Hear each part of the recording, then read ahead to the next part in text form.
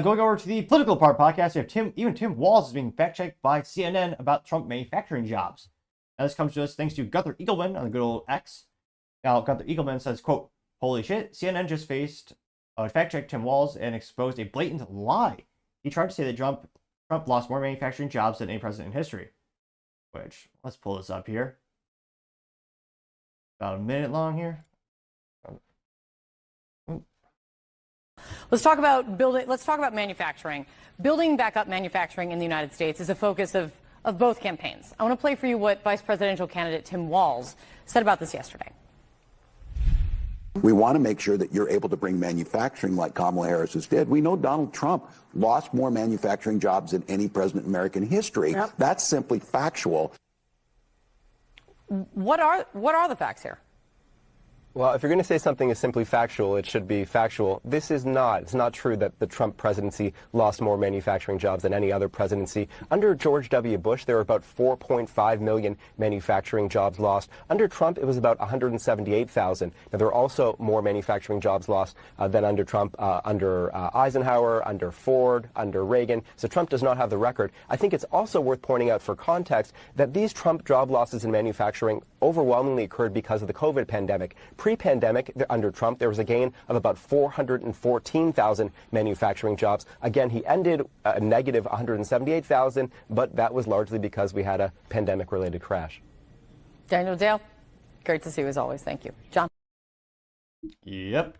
They got 1.5 million views and 48,000 likes.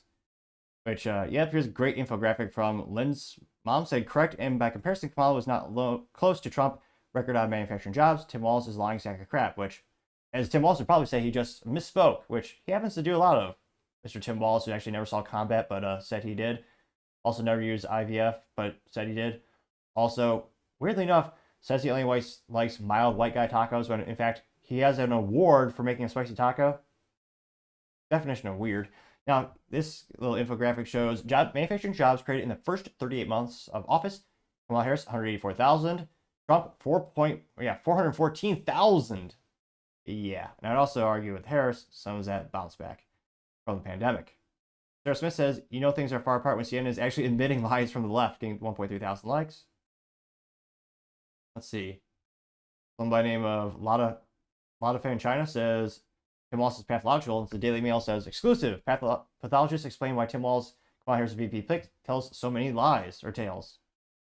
That's a picture of his DUI. Picture of him, was that Harry Sisson and one of those little influencers, getting 139 likes.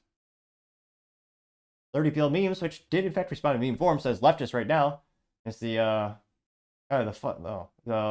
funny gal with the, well, redundant but short hair, glasses, crying in her car because Ruth Bader Ginsburg was so maniacally selfish she didn't retire when Obama was in office, the Supreme Court justice. And subsequently, she passed away when Trump was in office, which led to him being able to appoint some folks who believe in the Constitution, the Founding Fathers' ideals, onto the Supreme Court. She was in her car. She cried out loud. She's so angry that Ruth Bader Ginsburg was so, egotistical and selfish that she wouldn't give up power, which at the political opportune time would have been, or the strategic time would have been. She grasped onto the very end like Feinstein. So you have the girl, before she's screaming, and it says leftist, it says MSN could fact check people they interview, and then it says CNN fact checks Tim Walz, and she's screaming maniacally, getting 773 likes. Florida Man Stan says, COVID was made in lab, unleashed all over the world in the name of keeping Trump out of office. You'll never convince me otherwise. Getting 446, make it 447 likes. Oh, 462 likes, going up before our eyes. Proud Patriot US says, wow, even CNN had to fact check Tampon Tim, getting 402 likes, which, yeah, putting tampons in boys' rooms, that's what Tampon Tim likes to do. Creepy. Roxy Rigatoni says they never fact check him during the interviews. They fact check Trump and Vance to their faces, but Harris and Walz get fact checked way later when the viewers are already under false premises. Yep, getting 223 likes. The right answer says we should just expect that anything Tim Walz's mouth is a lie, getting 161 likes. Let's see. A couple memes. A couple more statistics. Talking about the pandemic and all manufacturing jobs. Let's see. Josh says they're trying to appear unbiased, so when Trump wins, they don't go bankrupt. In 41 likes, which, no, they would make more money if Trump was in office. That's the kind of funny thing about CNN. They should have been devastated when Trump lost in 2020 because they lost, 48% of their viewership nearly overnight. I mean, they were making bank off all the Trump fear and all the scams they make up about him. I mean, I can't help but secretly think I got the executives at CNN have to be hoping and fingers crossed, like, come on, Trump, win it, because then they have something to report about to feed all their mentally vacuous viewers. Now, I call them mentally vacuous. I think everyone should, look at all the news outlets to gain perspective, see what the other side's thinking, and form your own opinion. But yeah, someone who actually religiously trusts CNN, yeah, let's just say CNN, all the so-called news that they report, you should take it with a metric ton of salt, not just a pinch. Let's see. But not too many contrarian statements here.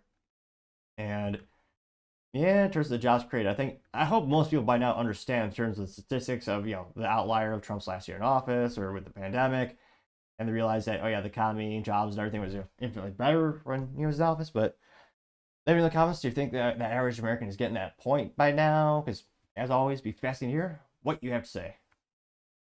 Thank you everyone for taking the time to tune in. Again, trying to get to 4,000 subscribers by the end of the month. So if you can click that button, I really appreciate it. Also, give me a thumbs up, thumbs down, a comment. It's a great way to give me some additional insight and feedback, letting me know how I can make the show better and better. Lastly, don't forget to take time to tell your family, tell your friends, tell your coworkers, heck, tell your enemies, tell anyone and everyone. Just stay safe, fight the good fight.